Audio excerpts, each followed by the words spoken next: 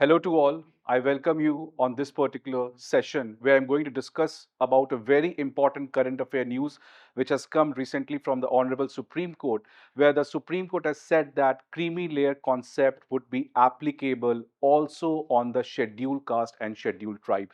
So you can see this breaking news coming from the Honorable Supreme Court. Creamy layer must be excluded from the scheduled caste, scheduled tribes for reservation.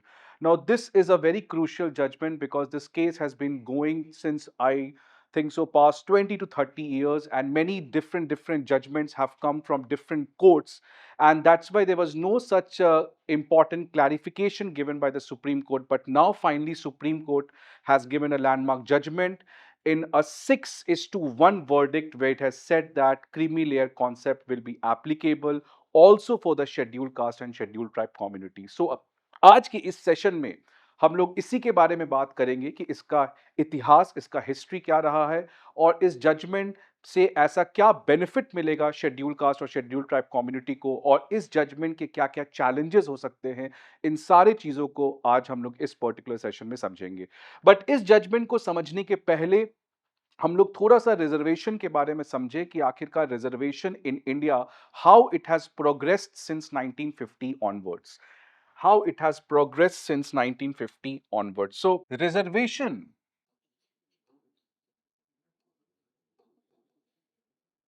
is a very complicated, controversial, multi-dimensional topic, and to have any kind of discussion about reservation requires us to think from multi-dimensional perspective. Otherwise, there will not be justice to this particular term.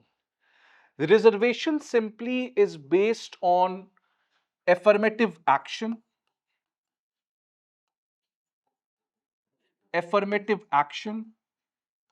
which means positive discrimination towards the weaker section.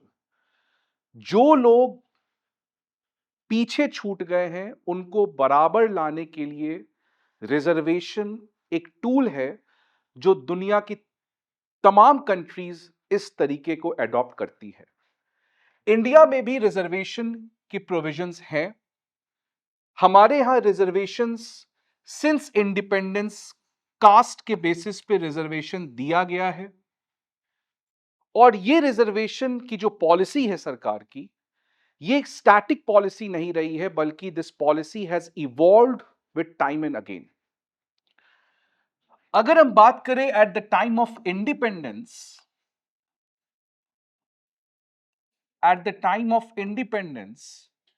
reservation was given only for the SC and ST community. Reservation was only given for the SC and ST community. Then by 1990s, Mandal Commission report was implemented, and now the reservation was also expanded to OBC, other backward classes, in jobs. Which jobs? State jobs. Then around 1995, another important policy was taken. This time, the ambit of reservation was expanded in promotion. Reservation was expanded to promotion for SC and ST. That now not only the SC and ST will be getting the reservation at the entry stage, but they also will be getting the benefits of reservation at the stage of promotion.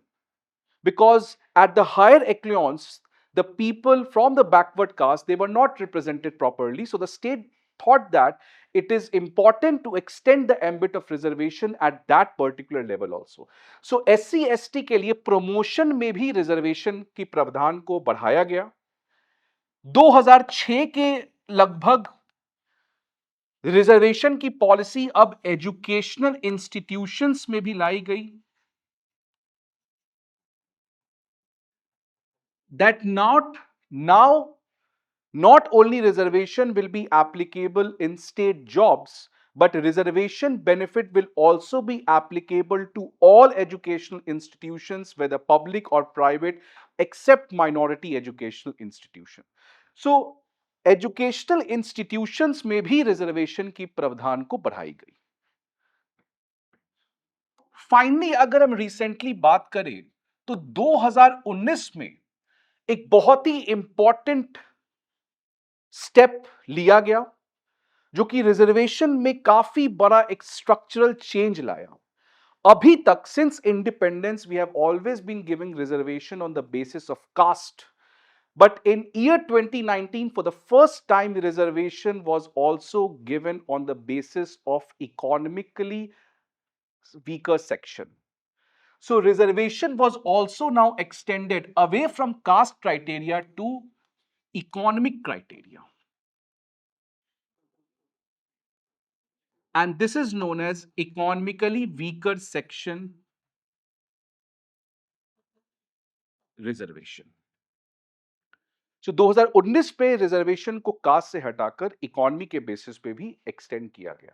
So you can see that how reservation policy has extended since 1950 till 2019. अभी ये judgement में ऐसा क्या change हुआ है?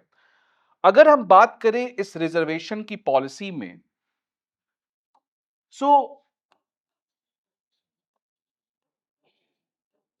अगर हम इस रिजर्वेशन की पॉलिसी में बात करें तो अगर हम ओबीसी रिजर्वेशन की बात करते हैं, चाहे वो सरकारी जॉब्स में हो जाए या चाहे वो एजुकेशनल इंस्टीट्यूशंस में हो जाए, तो ओबीसी रिजर्वेशन में रिजर्वेशन का बेनिफिट केवल नॉन क्रीमी लेयर को मिलता है। नॉन क्रीमी लेयर को, जिसका बेसिक मतलब होता है, अगर आप बहुत ही लेमैन वे में बात करें तो जिन परिवारों की इनकम 8 लाख से कम है तो उनको हम नॉन क्रीमी लेयर में गिनते हैं, और ये जो नॉन क्रीमी लेयर है इन्हीं को बेनिफिट मिलता है। अगर हम बात करें एससी और एसटी की, तो एससी एसटी में ऐसा कोई कॉन्सेप्ट है ही नहीं क्रीमी लेयर और नॉन क्रीमी लेयर का। मतलब any person belonging from SC and ST, whatsoever how much that person family is earning, whether that family is earning 60 lakhs per year or whether that family is earning 60,000 per year, it doesn't matter, उन सारे communities SC ST को reservation का benefit मिलेगा। So there was no concept of creamy layer or non creamy layer in respect to scheduled caste and scheduled tribe. यही चीज थोड़ा सा recently controversial बन गया जब बहुत सारे ऐसे परिवार जहां पे ऑलरेडी आईएएस आईपीएस या कोई बहुत सक्सेसफुल बिजनेसमैन के बच्चे वो भी रिजर्वेशन का बेनिफिट उठा रहे थे इन एससी एंड एसटी क्राइटेरिया। तो सवाल ये आया कि क्या रिजर्वेशन का बेनिफिट उन लोगों को मिलना चाहिए जो ऑलरेडी रिजर्वेशन का बेनिफिट उठाकर एक अच्छे स्टेटस पे पहुंच चुके हैं। तो ये चीज जो है इस पे जजमेंट आया है आज कि सुप्रीम कोर्ट ने कहा है कि क्रीमी लेयर का जो कॉन्सेप्ट है, the concept of creamy layer will also be now extended to SC and ST. मतलब कि अब वो लोग जो ऑलरेडी एससी एसटी कैटेगरी में हैं, रिजर्वेशन का फायदा उठा चुके हैं, अब उनको रिजर्वेशन का लाभ नहीं मिलेगा, और जो लोग अभी भी पीछे हैं जिनको रिजर्वेशन का लाभ नहीं मिला है उनको बेनिफिट मिलेगा। So Supreme Court has said that now the concept of creamy layer will be applicable to the scheduled caste. अब ये तो हो गया जजमेंट के बारे में। अब ये जजमेंट का थोड़ा सा हम लोग कॉन्टेक्स्ट समझ लें कि ये जजमेंट आया कैसे है, फिर हम लोग समझेंगे जजमेंट का बेनिफिट क्या है और जजमेंट का चैलेंज। आगे बढ़ने से पहले सारे यूपीएससी एस्पिरेंट्स के लिए एक बड़ी इंफॉर्मेशन मैं देना चाहता हूं कि हमारी इंग्लिश में बैच दिल्ली में करोल बाग सेंटर में ऑलरेडी स्टार्ट हो चुकी है, और इसके साथ ही साथ हिंदी में भी बैच हमारे मुखर्जी नगर सेंटर पे ऑलरेडी चल रही है। इसके अलावा उत्तर प्रदेश के स्टूडेंट्स के लिए प्रयागराज में हमारा बैच स्टार्ट होने वाला है जो कि हिंदी और इंग्लिश दोनों मीडियम्स में आपको अवेलेबल होगा। बाकी इंफॉर्मेशंस के लिए आप हमारे लिंक पर जाकर अनअकैडमी के ऐप को डाउनलोड कर सकते हैं और वहां पे स्कॉलरशिप और तमाम नए बैचेस के बारे में आपको इंफॉर्मेशन मिल जाएगा। ठीक है, वापस हम लोग अपने टॉपिक के ऊपर आते हैं। If I talk about the context कि ये जजमेंट आया कैसे, सबसे पहली बार 1975 में Punjab government tried to reform the reservation policy in their state और उन्होंने कहा कि जो पंजाब गवर्नमेंट में रिजर्वेशन मिलता है उसमें जो शेड्यूल कास्ट कम्युनिटी हैं उनमें उन्होंने बंटवारा किया कि ये शेड्यूल कास्ट कम्युनिटी थोड़े आगे बढ़ चुके हैं तो इनको रिजर्वेशन कम मिलेगा, ये शेड्यूल कास्ट कम्युनिटी जो है ये पीछे रह गए, इनको रिजर्वेशन थोड़ा ज्यादा मिलेगा। So this for the first time was done by Punjab, जहां पे इस पॉलिसी को लाया गया। सेकेंड 2000 में similar policy was brought by Andhra Pradesh, where the person from the scheduled caste, which were downtrodden, which were relatively deprived among the scheduled caste itself, उनको reservation का benefit ज्यादा मिलेगा। लेकिन ये जो आंध्र प्रदेश की पॉलिसी है, this was challenged and supreme court struck down this Andhra Pradesh policy in 2004 और इस जजमेंट का नाम है चिनैया वर्सेस स्टेट ऑफ आंध्र प्रदेश। तो इस constitutional bench of supreme court ने आंध्र प्रदेश की इस पॉलिसी को, जहां पे उसने शेड्यूल कास्ट के बीच में कैटेगराइजेशन किया था, इसको स्ट्रक डाउन किया। क्यों स्ट्रक डाउन किया, व्हाई? तो इनका आर्ग्यूमेंट ये था कि शेड्यूल कास्ट को आप बांट नहीं सकते हो because schedule caste is a homogeneous group. Scheduled caste is a homogeneous group, so you cannot classify, categorize like this. Second, उन्होंने कहा कि states do not have any power. States do not have any power to tinker, which means modify the SC list. तो ये कहा गया कि state के पास, state government के पास किसी भी तरीके का पावर नहीं है कि वो किसी भी तरीके का छेड़खानी, anything modification related to schedule caste की जो लिस्ट है उसमें कर सकते हैं। ये स्टेट गवर्नमेंट के पास पावर है ही नहीं। If any authority which has the power to make any modifications in the SC list, it is the parliament, it is not the state. कैसे? उन्होंने हवाला दिया आर्टिकल 341 का। आर्टिकल 341 के अंदर स्टेट गवर्नमेंट को कोई पावर नहीं है इस चीज करने का, as per the supreme court इन 2004। अब ये आर्टिकल 341 क्या है? So article 341 deals with the SC, article 342 deals with the scheduled tribe. इसका मतलब कि ये आर्टिकल 341 में ये लिखा गया और 342 लगभग सेम है। It is applicable for SC and that is applicable for ST. इन दोनों का जो एसेंस है वो सेम है कि ये जो लिस्ट है कि कौन सा कास्ट एससी में आएगा, कौन सी कम्युनिटी शेड्यूल्ड ट्राइब में आएगी, ये जो लिस्ट है ये कौन जारी करेगा? प्रेसिडेंट। कि president will release that this community should be included in the SC, president can say that this community can be included in the ST. State government कर ही नहीं सकती है। Only the president has the power to add और notify that this community belongs to this particular list. अगर उस list में further कुछ चेंजेस करने हैं तो यह काम केवल पार्लियामेंट कर सकती है। सो प्रेसिडेंट नोटिफाई करेगा this community belongs to SC और ST, and who can make the changes? Only the parliament. So state government does not have any power. So 2004 में जो ये Chinnaiah versus state of Andhra Pradesh में इस आंध्र प्रदेश की पॉलिसी को struck down कर दिया गया। फिर आंध्र प्रदेश ने क्या किया कि इस 2006 में उन्होंने एक नया कानून ले आया। सॉरी, 2004 में आंध्र प्रदेश में स्ट्रक डाउन हो गया। सिमिलरली 2000 में लगभग इसी समय 2002 के लगभग पंजाब एंड हरियाणा हाईकोर्ट ने पंजाब की ये जो पॉलिसी लाई थी, जहां पे इन्होंने सेम तरीके का कैटेगराइजेशन किया था with respect to schedule caste, उसको भी स्ट्रक डाउन कर दिया। तो सुप्रीम कोर्ट ने आंध्र प्रदेश की पॉलिसी स्ट्रक डाउन कर दी, पंजाब एंड हरियाणा हाईकोर्ट ने पंजाब की पॉलिसी स्ट्रक डाउन कर दी। तो फिर पंजाब ने एक तरीके से क्या किया कि पंजाब ने वापस से 2004 के लगभग एक नया कानून लाया। पंजाब गवर्नमेंट ने एक नया कानून लाया पंजाब एंड हरियाणा हाईकोर्ट को ओवरटर्न करने के लिए। उन्होंने एक नया कानून लाया जहां पे कहा कि रिजर्वेशन में हम एससी कम्युनिटी में कैटेगराइज करेंगे, बिकॉज कुछ पीछे छूट गए हैं तो उनको ज्यादा बेनिफिट मिलना चाहिए। फिर क्या था, वापस से 2006 के लगभग again this act was struck down.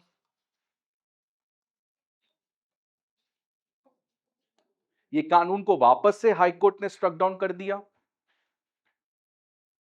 फिर फाइनली 2010 के लगभग पंजाब गवर्नमेंट सुप्रीम कोर्ट पहुंच गई। पंजाब गवर्नमेंट सुप्रीम कोर्ट पहुंच जाती है और वो कहती है कि किस तरीके से हाई कोर्ट जो है वो मुझे जस्टिस नहीं करने दे रहा है, because how can I treat equals unequals among equal.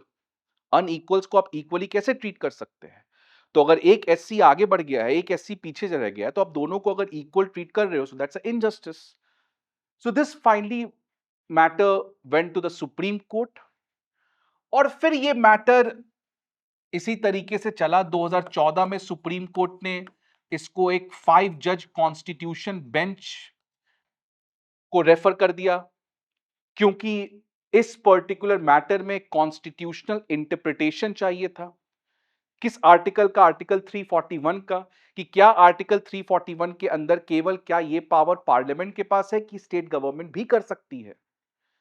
An interpretation of constitution can only be done by a constitution bench which consists of minimum number of 5 judges. So इसीलिए ये पर्टिकुलर 5 जज bench के पास गया। लेकिन problem क्या था कि ये जो 5 जज का बेंच था और ये जो पुराना जजमेंट था सुप्रीम कोर्ट का, ये भी 5 जज का बेंच था। तो 5 जज का बेंच पुराने 5 जज के बेंच को ओवरटर्न तो कर नहीं सकता है। So this needed to go to a higher bench. तो इसीलिए ये 7 जज बेंच के पास गया और उसी 7 जज बेंच का जजमेंट अभी आया है विथ 6:1 का रेशियो। सो इस तरीके से ये केस जो है, ये कोई आज का नया केस नहीं है, ये 1975 से चल रहा है ये केस।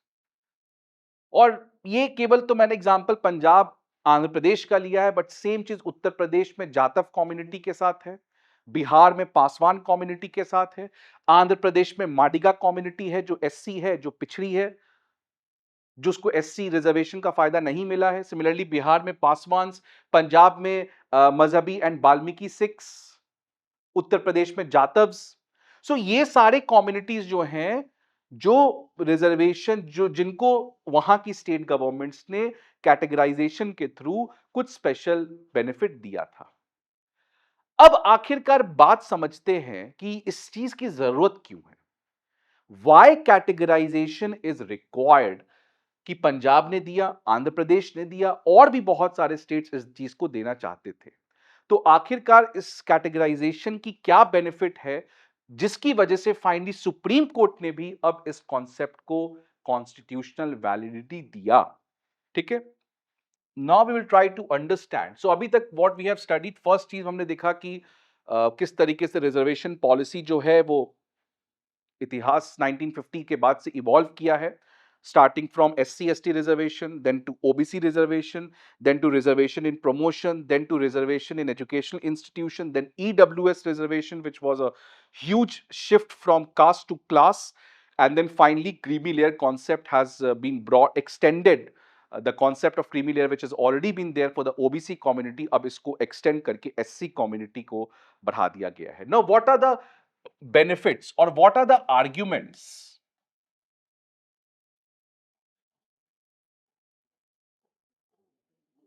इसका आर्ग्यूमेंट क्या है? पहला आर्ग्यूमेंट ये है कि आर्टिकल 14 जो है जो कहता है equality before law and equal protection of law. So Article 14 does not talk about absolute equality, right? That you have to treat everyone equally.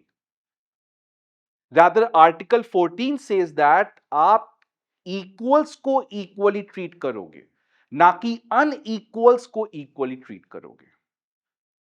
You cannot treat a SC who is earning 100 crores with a SC family who is earning suppose 1 lakh per year. So article 14 जो है वो substantive equality की बात करता है. इसमें अगर आप देखोगे ये equal protection of law which is the basis for all the substantive action, positive discrimination. So ये जो आर्टिकल 14 है वो इसी चीज के बारे में बात करता है कि आप इक्वल्स को इक्वली ट्रीट कर सकते हो, बट आप अनइक्वल्स को इक्वली ट्रीट करोगे तो that is against the principle of justice. इसीलिए आर्टिकल 14 जो है it allows classification. It allows classification because Article 14 talks about equal protection of law, that law should protect equally, but not everyone is equal, hence law cannot be applied for everyone in an equal manner. इसीलिए आपको classify करना पड़ेगा किसको ज्यादा जरूरत है, किसको कम जरूरत है.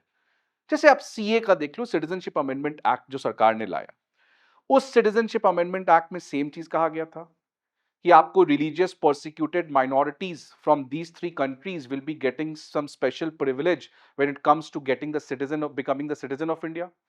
क्यों?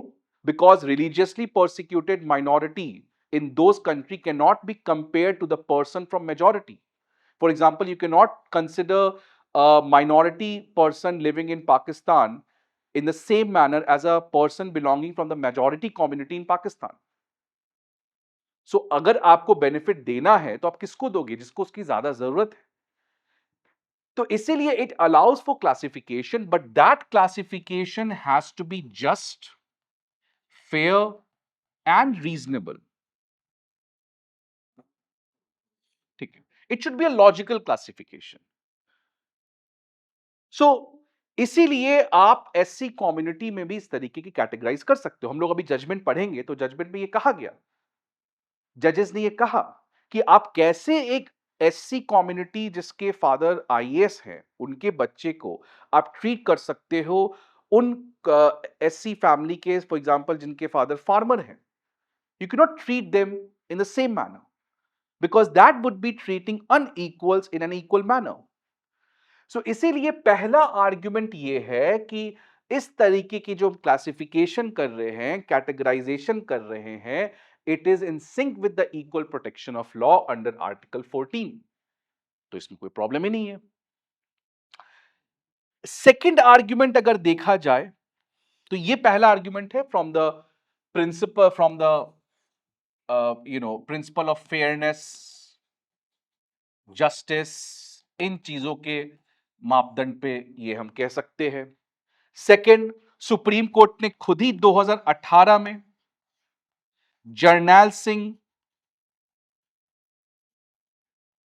वर्सेस लक्ष्मी, इस पर्टिकुलर जजमेंट में, जर्नैल सिंह वर्सेस लक्ष्मी में के जजमेंट में सुप्रीम कोर्ट ने खुद कहा था कि जो रिजर्वेशन इन प्रमोशन का जो कॉन्सेप्ट जो 1995 से चला रहा है, उस रिजर्वेशन इन प्रमोशन में बेनिफिट मिलेगा केवल क्रीमी लेयर.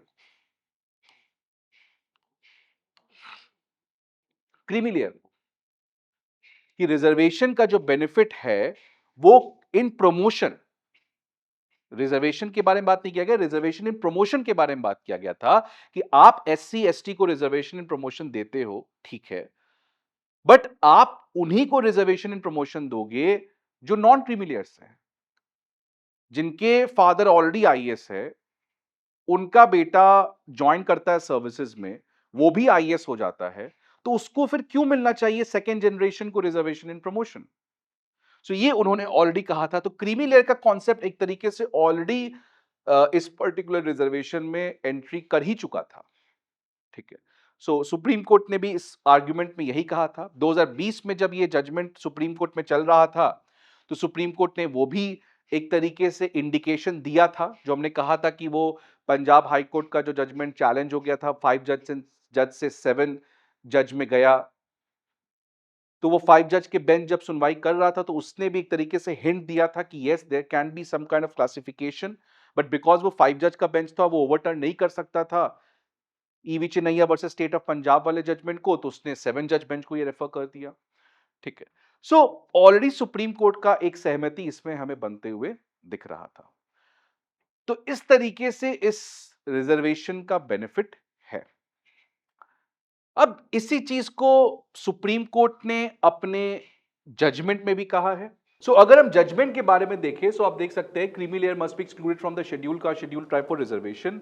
तो ये एक तरीके का जजमेंट है। देखो, इन द जजमेंट अलाउइंग सब classification in the judgment allowing sub classification of scheduled castes, the supreme court expressed the need to exclude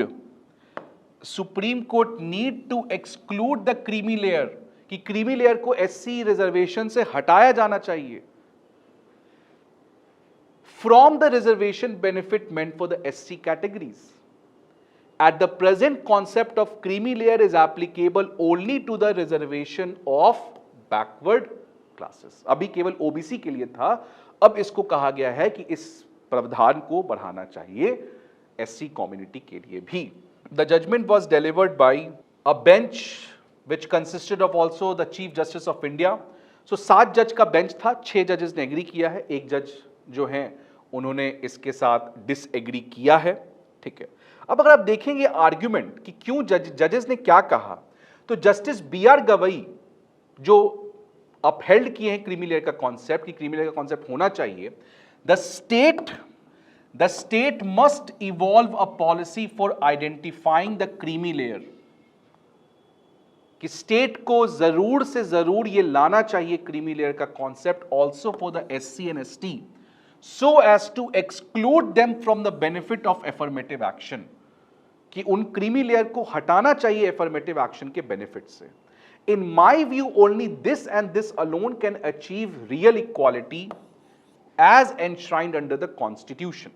Real equality means talking about Article 14. Justice Gavai stated that the children of an SC category person who has already got the benefit of reservation cannot be put on the same pedestal as the children of a person who has not availed of reservation. इसी तरीके से इस तमाम judgement को आप live law के website पे जाके पढ़ सकते हो। Justice Pankaj Mittal stated that reservation has to be only limited to the first generation. Once I have become already an IAS belonging from SC community, my child should not get that privilege or should not get that facility, should not get that benefit. So only to the first generation. He can see what Justice Gavai says. Can a child of IAS, IPS or civil services officers be equated with a child of a disadvantaged member belonging to scheduled caste studying in a Gram Panchayat Zilla Parishad school in a village? कि आप क्या एक बच्चे को जो एक IAS IPS के family से बिलोंग करता है, क्या आप उनको सेम तरीके से ट्रीट कर सकते हो एक बच्चा जो आपका ग्राम पंचायत या जिला परिषद के स्कूल में पढ़ रहा हो? ठीक है। तो आप देख सकते हैं काफी इंटरेस्टिंग जजमेंट है। The child of the parent of second category would have only the bare minimum education, कि जो बच्चा ग्राम पंचायत या इधर पढ़ रहा है उनको बहुत ही कम फायदा मिलेगा, लेकिन जो बच्चा एक आईएएस आईपीएस के फैमिली से बिलोंग कर रहा है वो कोचिंग और तमाम तरीके के बेनिफिट्स को कर सकता है। सो इसी तरीके से इस पूरे चीजों में बहुत तरीके से इस जजमेंट को डील किया गया है। ठीक है, आप इसको पढ़ सकते हैं जाकर लाइव लॉ के वेबसाइट पे, और इसका आप समरी बना सकते हैं। ठीक है, कि what were the arguments made by the supreme court, और जजेस का नाम याद नहीं रखना है, अगर आप उसका एक समरी बना लोगे so that will also work. आप देख सकते हैं 2018 a 5 judge bench of the Supreme Court in Jarnail Singh versus Lakshmi Narayan Gupta had observed in the context of reservation in promotion that creamy layer exclusion can be applied to SC ST। तो उन्होंने supreme court ने already दूसरे case में, ये आज के case से related नहीं है, ये कहीं और का केस है, उससे इसको जोड़ के इसने कहा गया था। बाकी आप इसको एक बार समराइज कर सकते हैं। अब अगर हम आते हैं तो ये एक पर्टिकुलर चीज यहां पे हमने कवर किया। अब जो काउंटर आर्ग्यूमेंट्स है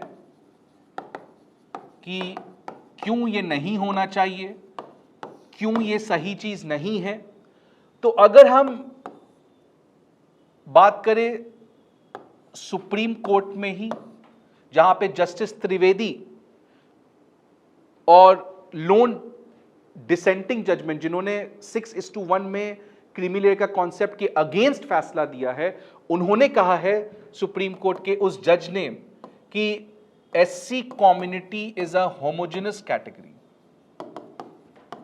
SC community is a homogeneous category. तो इस तरीके से आप, ये सारे इक्वल्स हैं, तो आप एससी कम्युनिटी को बांट नहीं सकते हो, और अगर ये कोई बांटेगा, ये कोई भी काम करेगा, तो ये पावर केवल पार्लियामेंट के पास है, ये स्टेट गवर्नमेंट के पास नहीं है। तो ये पहला आर्ग्यूमेंट है कि scheduled caste community is a homogeneous group, और इस तरीके से आप एक एससी को दूसरे एससी से नहीं बांट सकते हो, बिकॉज वो सारे एक ही सिचुएशन, हिस्टोरिकल सिचुएशन से आ रहे हैं। तो ये पहला आर्ग्यूमेंट है। सेकेंड आर्ग्यूमेंट ये है कि इसको इंप्लीमेंट करना बहुत मुश्किल है। कैसे आप साबित करोगे, किस पैरामीटर पे आप साबित करोगे कि ये एससी क्रीमी लेयर का है, ये एससी नॉन क्रीमी लेयर का है? आप खुद ही देख रहे हो ओबीसी में कितना बगावत मचा हुआ है, कितने उसके लूप होल्स, मिसयूजेस हो रहे हैं। सो कैसे ये क्रीमी लेयर का कॉन्सेप्ट आप शेड्यूल कास्ट के कम्युनिटी में लगाओगे? बिकॉज याद रखना कि शेड्यूल कास्ट कम्युनिटी और ओबीसी कम्युनिटी में बहुत डिफरेंस है। Schedule caste community are those community which has historically been discriminated. तो कैसे लगाया जाएगा ये क्रीमी लेयर, क्या पैरामीटर्स होगा? बिकॉज सुप्रीम कोर्ट ने इस जजमेंट में पैरामीटर्स नहीं बताया है कि 8 लाख कमाना चाहिए, 10 लाख कमाना चाहिए, वो सब कुछ नहीं बताया। सुप्रीम कोर्ट ने केवल स्टेट को कहा है कि आप ऐसा पॉलिसी ला सकते हो, you are constitutionally allowed to do that. State government ऐसा चीजें कर सकती हैं। अब कैसे ये क्लासिफिकेशन होगा, क्या वो जस्ट, फेयर और रीजनेबल है कि नहीं है, वो तो सुप्रीम कोर्ट डिसाइड करेगी या हाई कोर्ट डिसाइड करेगी, बट अब स्टेट गवर्नमेंट ये कर सकते हैं। बट प्रॉब्लम है इसका इंप्लीमेंटेशन, बिकॉज आपको पता है कि इंडिया में रिजर्वेशन मेरिट, रिजर्वेशन लॉजिक से ज्यादा पॉलिटिक्स पे चलता है। तो अगर कल को कोई एससी कम्युनिटी प्रोटेस्ट करने आ जाएगा तो उसके कोई विम्स एंड फैंसीज पे आप दे दोगे, सो दैट्स नॉट करेक्ट। सो किस तरीके से इसको रैशनल वे में इंप्लीमेंट किया जा सकता है, that needs to be seen. So ये एक चैलेंज है। थर्ड, इससे क्या हो सकता है कि पॉलिटिक्स काफी बढ़ सकता है, because now the SC community will break down into different castes and they will try to say कि मैं तो नॉन क्रीमी लेयर में आना चाहता हूं, मुझे और बेनिफिट बढ़ाओ। So all these kind of political mobilization in the coming time can also increase. So ये कुछ काउंटर आर्ग्यूमेंट्स हैं इस चीज के। अगर मैं इसको समराइज करूं इस पूरे चीजों को, सो रिजर्वेशन जो है एक बहुत ही इंपॉर्टेंट टूल है इंडिया में, बिकॉज इंडियन सोसाइटी, आपको पता है डॉक्टर अंबेडकर ने कहा था कि democracy is only a top soil, because पूरे सोसाइटी के नीचे हमारा इंडियन सोसाइटी में कास्ट एक बहुत इंपॉर्टेंट रोल प्ले करता है, और कास्ट की वजह से बहुत लोग डिस्क्रिमिनेट होते थे, होते हैं, और आने वाले कुछ समय तक होते रहेंगे भी। सो रिजर्वेशन एक बहुत इंपॉर्टेंट टूल है जिससे आप सोसाइटी की इनइक्वालिटी को खत्म कर सकते हो, और इसीलिए रिजर्वेशन की पॉलिसी हमारे कॉन्स्टिट्यूशन मेकर्स ने रखा, और इसको इसके बाद बढ़ाया भी गया। बट बात आखिरकार आता है कि रिजर्वेशन आने वाले समय में किस दिशा में बढ़ना चाहिए, in what direction should the policy of reservation should move on. So सबसे इंपॉर्टेंट है कि रिजर्वेशन को, इस पूरे चीज को एक तरीके से पूर्ण विचार करने की जरूरत है, रैशनल रीस्ट्रक्चरिंग करने की जरूरत है। रैशनल रीस्ट्रक्चरिंग करने की जरूरत है, क्योंकि कुछ कास्ट को रिजर्वेशन का बेनिफिट मिला है, लेकिन कुछ ऐसे कास्ट हैं जिनको रिजर्वेशन का बेनिफिट नहीं मिला है। ओबीसी की अगर हम बात करें तो सरकार ने खुद एक कमेटी की गठन की थी, जस्टिस रोहिणी कमीशन, और उस जस्टिस रोहिणी कमीशन ने कहा कि 97% of OBC community have only 25% representation in jobs. 97% OBC community का केवल 25% रिप्रेजेंटेशन है जॉब्स में। मतलब ये बताता है कि रिजर्वेशन का बेनिफिट सबको इक्वली नहीं मिला है। सेम एससी एसटी के केस में भी है, ऑल्दो अभी कोई कमेटी बना नहीं है, बट अगर देखा जाए तो उसमें भी कुछ एससी कम्युनिटी बहुत आगे बढ़ गए हैं, कुछ ट्राइबल कम्युनिटीज आगे बढ़ गए हैं, बट कुछ का अभी बहुत पिछड़े हैं। तो इन सारे चीजों का सॉल्यूशन क्या है? तो इसका एक सॉल्यूशन है रैशनल रीस्ट्रक्चरिंग, जिसकी डिमांड ऑपोजिशन कर भी रहा है in terms of caste census,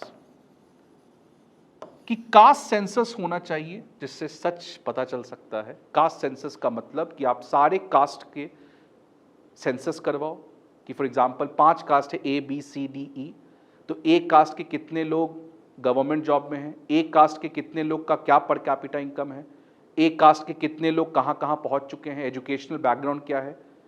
इस तरीके से आप सारे कास्ट की कम्युनिटी, जितने भी 1000, 1500, 2000 कास्ट है, सबका सेंसस करवाओ, और इससे पता करो कौन कास्ट पीछे हैं, कौन कास्ट आगे हैं, और उसके हिसाब से फिर अब रिजर्वेशन की पॉलिसी उनको दो। बिकॉज रिजर्वेशन जब आया था, इसको कहते हैं रिजर्वेशन 2.0 रिफॉर्म। रिजर्वेशन था पहले कास्ट के बेसिस पे, रिजर्वेशन 1.0 वाज अबाउट क्लास, जब ईडब्ल्यूएस रिजर्वेशन लाया गया। Reservation 2.0 is about restructuring the entire reservation, कि रिजर्वेशन का बेनिफिट केवल उनको मिलना चाहिए जो भी पीछे हैं। इसलिए बहुत लोग कहते हैं रिजर्वेशन खत्म हो जाना चाहिए। तो आप ये समझ रहे हो कि रिजर्वेशन खत्म हो जाना चाहिए क्योंकि रिजर्वेशन का सबको फायदा इक्वली मिला है, but that is not the case. Reservation का बेनिफिट कास्ट में भी कुछ कम्युनिटीज को मिला है। इसी का एक सॉल्यूशन है एक होलिस्टिक कास्ट सेंसस। सारे पार्टीज मिलके आकर इस पॉलिसी को एग्जीक्यूट कर सकते हैं अच्छे से, but because to talk about reservation is again a very sensitive topic, controversial topic, narratives पे चलता है ये चीज़ें, तो बहुत मुश्किल है इस कास्ट सेंसस को कंडक्ट करना, but caste census is one of the solution. और इसी तरीके से से हम लोग रिजर्वेशन की पॉलिसी को बेहतर तरीके से इंप्लीमेंट कर सकते हैं। सो यही था सुप्रीम कोर्ट का जजमेंट जो आज आया है, एक लैंडमार्क जजमेंट। और अब आने वाले समय में ये देखना होगा कि किस तरीके से, क्योंकि अब स्टेट गवर्नमेंट्स में एक होड़ सी मच जाएगी, हर एक स्टेट गवर्नमेंट अब इस तरीके की पॉलिसी लाएंगे। बट देखने वाली ये चीज़ रहेगी कि क्या स्टेट गवर्नमेंट्स ये जो एक्सरसाइज करेंगे, क्रीमी लेयर का कॉन्सेप्ट एक्सटेंड करेंगे एससी कम्युनिटी में, क्या ये रैशनल होगा क्या, और ये क्या पॉलिटिकल कंपल्शन के बेसिस पे किया जाएगा। So this judgement is a step in a right direction, but the problem is how and in which manner the implementation will happen. So I hope that you got the good understanding about this topic. I hope to see you again. Please like the channel and subscribe to our platform. Thank you.